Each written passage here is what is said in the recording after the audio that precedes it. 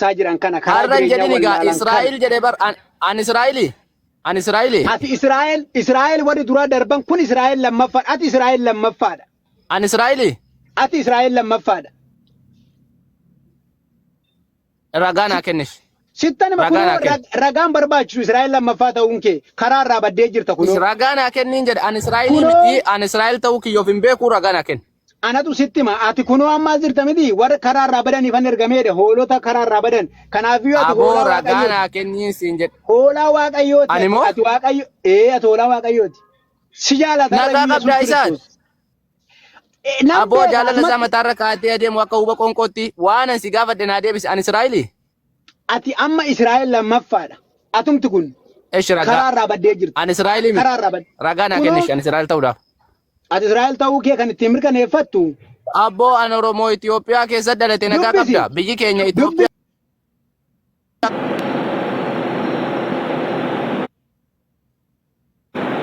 Wal guddina. Gurba. Dubbisi ragaan sii kennaa dubbisi. Gurba waan ishi naa kennish. An Israa'el ta'uu kiyya naa kennish. Ati Israa'el ta'uu kee dubbisi. Naa fide dafee. Maatiyoos boqonnaa 15 lakkoofsa 24 dhaqseeraan dubbifadhu. Ati Israa'el ta'uun kee achuma keessa jirta. Sababbiin isaa warra karaa irraa badaniif an nagaa qabdaa macaafa dubbisteen beektu takka. Kunoo Takka macaafa karaa dubbisteen irraa beektu. badaniif an ergameedha karaa irraa baduu kee beekii. Yesuus Kiristoositti nama Eesh al takka bakka sanan dubbisa tole. Hin beektu. Amani as keessa Eesh al takka bakka sanan dubbisa. Obsi al takka bakka sanan dubbisa. Inni immoo deebisee ani warra akka hoolota karaa irraa goranii mana Israa'elii badan duwwaaf malee hin ergamnee jedheen. Mana Israa'elii badan. Israa'el jechuun eenyudha jalqaba irratti kana naa ibsime. Maqaa maaliiti? Israa'el jechuun maqaa eenyuuti? Maqaa maaliiti? Maaliin moggaa? Israa'el maqaan Israa'el jechuun kan inni ittiin mogga'e. Israa'el jechuun saba guddaa jechuudha. Saba guddaa jechuudha. Oo dhuguma macaafa beektaati. Jalqaba isaadha Israa'el maqaan jedhu kun eenyutti moggaa'een jedhe. Warra Israa'el jechuun warra saba guddaa. Sabni kan kee abadu jedhama macaa akka nama macaa beekuutti haasofama. Gaafa jalqabaa maqaan kun eenyutti moggaa'e? Jalqaba maqaan Israa'el jedhu kun maqaa eenyutti isin jedhe? Amma dhimma moggaasa maqaarraa maal goota kan na karakkaraa jirtu Yesuus Kiristoos anaaf hin ergamneedha miti. Ani hoolaa Yesuus mitiidha. Kanuma naa deebisa. Maqaan Israa'el jedhamu kun yeroo jalqabaatiif eenyutti moggaa'een jedhe? Israa'el jechuun Israa'eloota jechuun gara kana beekadhu. Mata dureen keenya kana miti mata dureen jijjiiriin sitta. Jijjiiruutti hin jiru. Achuma nu geessa. Achuma nu geessa. Wama nuti deemnuuf sanitti nu geessa. Israa'el jechuun garee nama jijjiimaa fidaachoo. Ati moo'itti qabadhu nun jeeqini. Tole yaa bir. Yoo akkuti nurra. Kolkolo. Dubbadhu ati. Liif? Yaa laif? Yaa liif? Ani sitti maan jira boleessa koo na dhagayi. Ammas kunoo sitti nima booda sitti nima dhaggeeffadhu. Eesh si dhaggeeffachuutti hin jira. Eenyudha Israa'el ka jedhamee jalqaba moggaafame lafa moo nama moo muka moo dhagaadha moo ka jalqaba Israa'el jedhame. Maal jedhe dama dubbisan warra akka saba Israa'el jedhame miti saba jechuun namaan miti kan inni saba jedhamee beekamu. Muka moo dhagaadha moo nama moo maaltu yeroo jalqabaatiif Israa'el jedhamee moggaafamee siin jedhe gurba. Nagaan qabdu yoon beekne beeku jedhiga. Nama akka kee. Eenyudha? Eenyudha inni? An akka leencoo. Eenyudha? Aishee. Isa waaqa Abiraamii ati kana booda Israa'el hin baay'ata abbaahu akka hurjii baay'attas jedheeniif suni barbaadde isa mata duree otoo naa jijjiiruu baattanii kanarratti mormii keessan sirreeffatanii natti tola. Gaafiin kiyya yeroo jalqabaatiif Israa'el jedhamee kan waamame nama moo dhagaadha moo muka moo maalidhanni yeroo jalqabaatiif Israa'el jedhamee kan waamame. Macaafa beektaa gobotii dhuftee namaa wajjin mormuu jirta dubbadhu.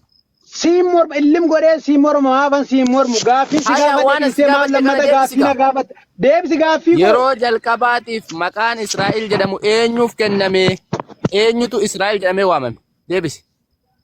Nama akkamii eenyudhanni maqaan nama sanii hoo? Nama jedhee kan waamam kan mogga'e Israa'el maqaa namaatti mogga'e sitti nama dhaggeeffadhu. nama meeqaan jedhame nama 10 moo nama 5 moo nama tokko moo eenyuun jedhame maqaan Israa'el jedhu kun laal Israa'el maqaan jedhu kun eenyuuf kenname yeroo jalqabaatiif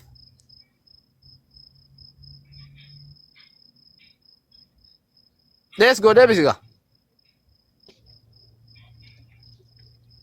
kunoo si himaan jira hin dhageessu ati nama meeqaan mormaa jirta kana siin jedhu nama tokko siin jedhu sitti maan jira gaaffii si gaafadhe deebistanii dhiisanii gaaffii lammataa nama gaafatu amalli keessan miliquun baastanii ani gaafuma san laal achirraa hundee isaa yoo tolfannee jenne deebiin kun sirriitti akka nu deebi'u godha eenyutu yeroo jalqabaa Israa'el jedhamee waamame yoo hin beektu ta'e hin beeku jedhi sin barsiisa sittin himaan macaafarraa fideen si garsiisa hin beeku jedhi firii na agarsiisi hin beeku firii na agarsiisi kan inni sitti mirga narraa baradhu baammaati sirraan baradha ati barataa kiyyaa manarraa baradhu na jala dubbachuun immoo dhorkaadha fidi Yaaqubtu yeroo jalqabaatiif dhaggeeffadhu Israa'el jedhamee kan yaamame yeroo jalqabaatiif Yaaqubidha baasi wangeela naa dubbisi quraana keessanirraa tole viidiyoo yoon baase shabakaan kiyyan dalagu seera uumamaa 32 lakkoofsa 24 naminaa baasuu dandeessan jirtanii baasaa baasi macaafni bira ni jira no anaani konkolaataa ofaan jiran baasuuf naan mijatu hoo baasi tole akkasitti dubbisu osoo viidiyoon baasin ani wangeela argu malee nama nu baasina yoo shabakaan naa dalage abshir tole abshir ganni kan koo nama tokko jedhamee sitti menaa dhaga'uu didde baasi yeroo jalqabaatiif akka Israa'el ta'e si baasa abshir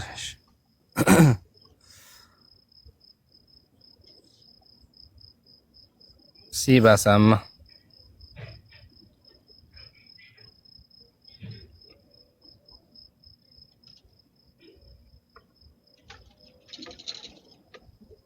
Indi dee isaa kameeraan naa banamu mul'achuu jira? Anoo argaan jiru haga ammaatti. Tole ammoo jedhi dubbisi ol maqabiito isaan natti warraawwarte ayya inni lafa turetti deebi'ee achitti kophaa isaa hafe namni tokko hamma booruun baqaqutti Yaaqubiin wallaansoo qabe namichis Yaaqubiin akka inni hin dandeenye jedhe yommuu arge walgahii luka isaa jabeessee in qabee jedha Yaaqubis amma iyyuu namicha wallaansoo qabutti jechuudha utuu jiruu cuubiin isaa iddoodhaa ka'atee jedha keessa tarree yaan dheera waan ta'eef maaliin isaa jedha cuubiin isaadha jedha kunoo cuubiin isaa iddoodhaa ka'atee jedha ayyee tartiibumaatti si dubbisaa akka ati shakkiillee fixattuuf. Namichis Yaaqubiin booruun baqaqeera gadi na dhiisii jedhe. Yaaqub immoo hamma booruun baqaqutti jechuun hanga ganamaatti wallaansoo qabee bule jechuudha. Jedhee Yaaqub immoo deebisee yoo ana eebbifte malee ani gadi si hin dhiisuu jedhe. Namichis maqaan kee eenyu jedhee isa gaafate. Innis deebisee maqaan koo Yaaqub jedhe. Yemmus namichi ati Waaqayyotti namattis maramtee gadi dhiisuu diddee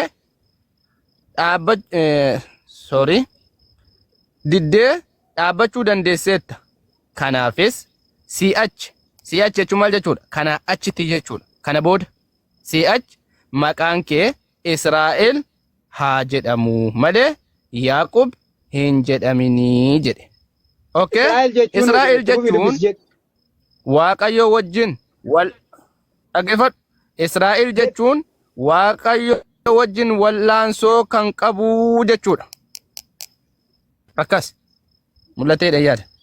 Nama meeqaan jedhe nama Israa'el jechuun Waaqayyo wajjin kan wallaansoo wal qabu jechuudha. Nama tokko Israa'el Yaaqub maqaa Yaaqub kan inni itti mogga'e nama tokko namatti mogga'e nama sun keessaa immoo nama meeqatti mogga'e nama tokkotti mogga'e nama tokko immoo nama tokko mitire Israa'el hin beektu gaamma narraa barachuu jirtaa mire ani gaaffee na gaafatte namatti dhagaatti moggaa'e jettee dhagaatti moo namatti moggaa'e yeroo na gaafatte namatti moggaa'e nama meeqatti moggaa'e nama kanaafuu maqaan yeroo jalqabaatiif maqaan Israa'el jedhu dhaggeeffadhu maqaan Israa'el jedhu Yaaqubitti moggaa'e maqaa Yaaqubiidha baradhu tole kanaafuu Israa'eloota jechuun ammootu ijoollee inni hore jechuudha ijoollee Israa'el ilmaan isaadha ilmaan isaa 12 maal jedhamanii Israa'eloota jedhaman Israa'eloota jechuudha kanaafuu Yesuus Kiristoos kan ergame Israa'eloota san qofattiidha jechuudha. Israa'eloota ilmaan Yaaqubiin malee nama takkatti illee ergamne jechuudha Yesuus Kiristoos. Wangeela Yohaannis Wangeela Maatewos boqonnaa 15 lakkoofsa 24 hojii ergamoota boqonnaa 13 lakkoofsa 23 irratti maal jedha? Waaqayyo akkuma abdachiisaa turetti sanyii namicha kanaa keessaa fayyisaa kaaseera Israa'eliif jedha. Israa'elootaaf. Kanaafuu Israa'el qofaaf kan Yesuus Kiristoos ergame. Afaan isaatiin warra akka hoolota mana Israa'elii badan duwwaaf malee hin ergamne jedhe Maatewos boqonnaa 15 lakkoofsa 24 irratti. Kanaafuu Yesuus Kiristoos ergamaadha. Ergamummaan isaayyuu ammootu Israa'el qofaaf. Isin warri musliimaa Israa'el Waaqayyo maali Yesuus Kiristoos maal jettanii amantu? Yesuusin immoo ergamaa rabbiiti jennee akkuma inni jedhe sanitti ergamaa rabbiiti kabajamaadha. Abbaa maleetti dhalate. Maaliif ergame? Rabbitu isa uummatee jennee. Maaliif ergame? Gaariidha. Wanni inni ergameef namoota karaarraa badan namoota rabbitti hin amanne siigalee akkuma ergamtoota warra kaanidha ergaa rabbiidha uummataan ga'uuf rabbiin quraana keessatti walaqad baasnaa fi kulli ummatin rasuulan ani ibudullah wajtanibu taaguuta jedha. Cufa uummataatti yommuu ergamaa ergine obsime. Hayyee rabbiin akka jedhu cufa uummataattu ergamaa erginee jirra jedha. Akka jarri xaaguuta yookaan gabbaramtoota wantoota garaagaraa irraa fagaatanii rabbii tokkicha qofa gabbaraniif kanaafuu cufa uummataatti ergamtoota erginee jirra jedha. Kanaafuu Nabiyullaahi Isaa'inis alayhi salaam quraana keessattis bakka hedduutti warasuulan ilaa banii Israa'eel jedha. Ergamaa Israa'eelitti ragaa fidee si agarsiisuu danda'a. Akkasuma macaafa keessattis kun akkana jedha. Kanaafuu ergamaa Israa'eeliiti jennee itti amanna. Kanaafuu kan inni ergame karaan dhugaan jireenya akka namatti agarsiisuuf ergame jechuudha. Ergamaa rabbii ta'e. Daangaa qaba. Daangaan inni qabu akkamiin jennaani? Isa rabbiin ergame. Museen yeroo isaatti ergame saba isaatti ergame obsiin amanna akkaataa nutti amannu siima. Museen yeroo isaatti ergame anis kanan barbaade akkasinitti amantan kunoo anis kanumaafuun barbaade dubbicha. Naamusaan yoo na dhaggeeffatte walirraa baranna tole yoo naamusaan na dhaggeeffatte. Akkasitti amantu bichaan dhaga'uu barbaadenis. Miira jibbaa dhiisiitii siigalee miira loliisaa dhiisiitii akkamitti itti amantani. Macaafni kun sirrii moo sirrii miti akka nuti itti amannu moo akkasitti amantantu sirriidha jedhiiti suutumaan nallee gaafadhu anillee si gaafadha walii gallee. Hayyee kanaafiyyuu wanti itti walii galaa deemnu gaaffii si gaafadhe amma naa xumurtutti kallattii biraatti hin ce'in. Eshi. Maal jettanii itti amantu kan itti jette si deebiseen jira mi ergamaa rabbiiti jennee itti amanna quraannis macaafnis akkana jedha waan ta'eef nuti ergamaa rabbiiti gabricha rabbiiti macaafa irratti illee quraana irratti illee gabricha rabbiiti waan ta'eef gabricha rabbiiti jennee itti amannaan jedhe. Kanaafiyyuu in amantaa quraanni keessanii Yesuus karaadhaa karaa jannataati Yesuus na hordofaa karaa qajeelaan isa kana akkani jedhetti amantaa.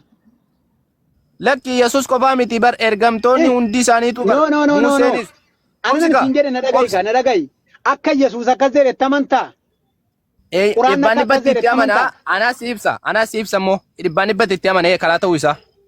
Uffay. Anaas ibsa na dhaggeeffadhu waa. Karaa jechuun ati kana booddee waldaa naannoo keetti jirutti dhaqiitoon isaa gali waaqayyo si jaalata. Abshir. Asumatti mataa jala muradhee wajjin lallabna abshir rakkoon hin jiru. Waan asiin jedhu karaa jechuun auzubillah. Karaa jechuun ergamtoonni hundi isaaniitu karaadha. Karaa jechuun nama karaa isaanii san qabate dubbii jarri itti dubbatan kan fudhate Yesuus maal jedhee Wangeela Yohaannis boqonnaa 8 lakkoofsa 40 irratti ani dhugicha isan Waaqayyoo irraa dhagaheen isinitti himeeraa jedhe. Yesuus Kiristoos ofirraa fuudhee dubbata guyyaa takkallee hin jennu ganaa jechuufis hin teenyu. Eenyurraa fuudhee dubbata waan namni kijiba irra kaa'e yoo ta'e malee inni takkayyuu ofirraa fuudhee dubbata hin jennu nuti. Eenyurraa fuudhee dubbata waan waaqarraa dhage waan waaqni isa barsiisee Yesuus kun maal godha dubbata. Kanaafuu ergamaa rabbiiti wanni inni nama barsiisu dubbii rabbiiti karaa rabbiitti nama yaama. Wangeela Yohaannis boqonnaa 5 lakkoofsa 24 irratti maal jedha? Dhuguman isinitti himaa jedhe. Dubbii koo dhagahee isa ana ergetti kan amanu jireenya bara baraa qaba.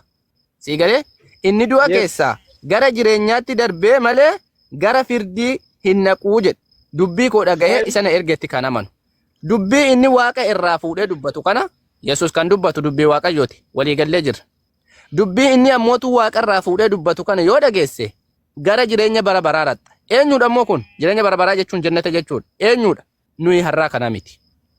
Nuyi har'aarraa wanni barbaachisu maalidha? Dubbata sana natti mikaachuma waan inni jedhee dubbatu. Eega na gaafattee bara na jalan dubbatu beeke. Na jalan dubbatu. Jedhi hin dubbadhu. Tolee na jalan dubbateen. Nuyi har'aa kana miti. Nu har'aa wanni nurraa barbaachisu ergamaa rabbiiti rabbiin filatee banii Israa'elitti ergatee jechuu qofaadha. Kan nurraa barbaachisu. Warri gaafa sanii warri inni itti ergame sun yoo ati ergamaa rabbiiti gabricha rabbiiti jedhanii dubbii inni waaqarraa dhagahee itti himu kana yoo fudhatan malee jireenya bara baraa yookaan jannata argachuu gonkumaa hin danda'an. Jireenya bara baraa yookaan mootu jannata gonkumaayyuu argachuu hin danda'an. Yoo dubbii san irraa fudhatanii amananii jedhan malee jechuudha. Dubbii inni waaqarraa dhagahee itti himu kana fudhatanii isa ammootu ergamaa rabbii ta'uu isaadha yoo baran malee jireenya bara baraa dhaqaluu hin danda'an. Wangeela Yohaannis boqonnaa 17 lakkoofsa 3 irratti si waaqayyoo isa tokkicha isa dhugaa Yesuus Kiristoosiin isa ati ergites beekuun isaanii jireenya bara baraatii jedhe. Waaqa tokkicha ta'uu barte Yesuus Kiristoosiin ergamaa ta'uu isaadha yoo barte jireenya bara baraa seentaa jedha. Kanaafuu ati waaqa tokkicha barte akkuma nuti har'a beeknu kanatti Yesuus Kiristoosiin ammootu ergamaadha yoo jette jireenya bara baraa seenta. Kanaafuu nuti waaqni tokkicha Yesuus Kiristoos ammootu ergamaadha jenneetitti itti amannaa jechuudha.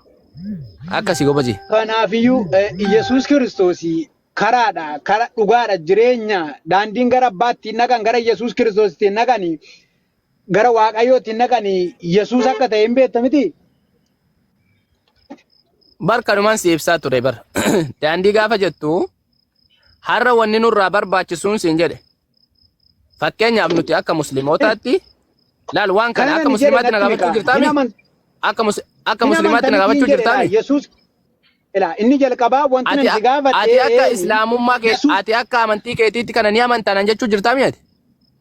Akka amantii keetiitti Yesuus Kiristoos karaa jannataa akka ta'e karichi qajeelaan isa kana akka ta'e hin amanta miti Yesuus Kiristoos akka ta'e. Miti naan hin jedhini gaafii na gaafatteemi. Yaa ati nan amana naan jette anis Yesuus Kiristoos karaa jireenyaa akka ta'e nan amana. Isa kanarratti walii galle. Karaa ta'uu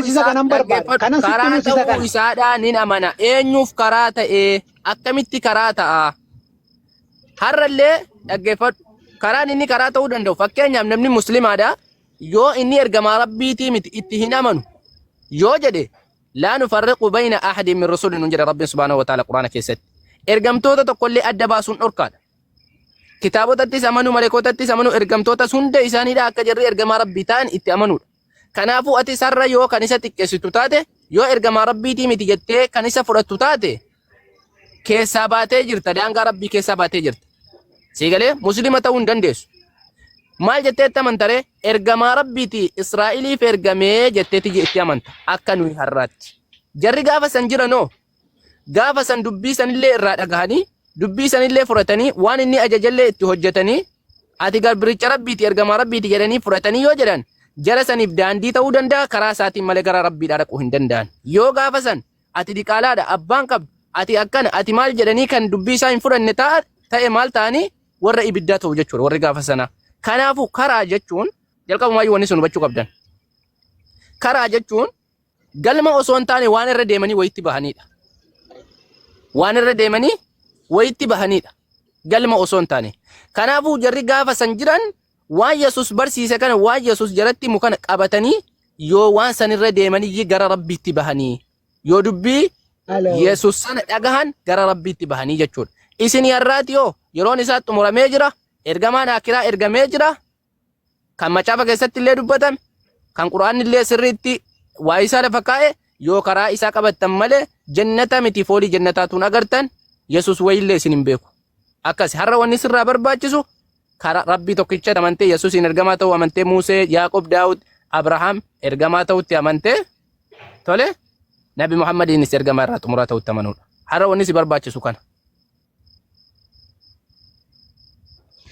Akkasii gobooti. Garaagarummaa Yesuus Kiristoos fi garaagarummaan Hallaa maalinni Hallaan isa ergamaadha. Yohaannis isa Yesuus isa ergamaadha. Erga jettee amante Hallaan isa ergamaadha. Garaagarummaa Yesuusii fi Hallaa gidduu jiru maali? Eshi gaariidha. Eshi gaafii na gaafatteemi? Jalqabumaayyuu jecha kan keen tolfannee Hallaa waan jedhan hin beeku ani. Hallaa jechuun afaan Oromootis miti afaan maalii akka inni ta'e illee hin beeku. Garuu akka yaadutti Allah jechuu barbaadde natti fakkaata si sirreessaan. Tole Allahan subhanahu wa ta'ala uumaa waa mara isa ta'e. Isa dachii fi samii uume, isa anfisillee uume, isa Yesuus Kiristoosiin garaa Maryam keessatti uume, isa Yesuus Kiristoos yeroo rakkate yeroo dachiin itti dukkanoofte xoofoo dhiphinaa kanallee narraa kaasi jedhee imimmaan buusee kadhachaa turedha.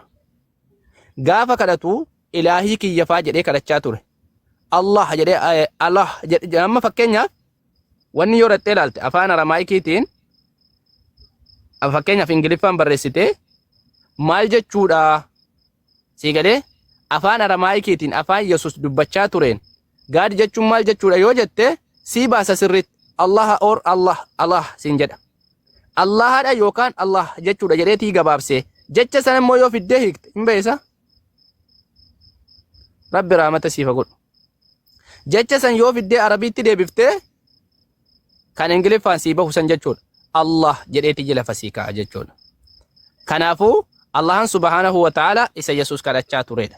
Isa Yesuus siin uumedha. Isa dachii fi samii uumedha. Isa anaa fi si'ii fi wantoota mul'atu kana hunda uumedha jechuudha. Yesuus ammootu uumama. Silumaayyuu gaafii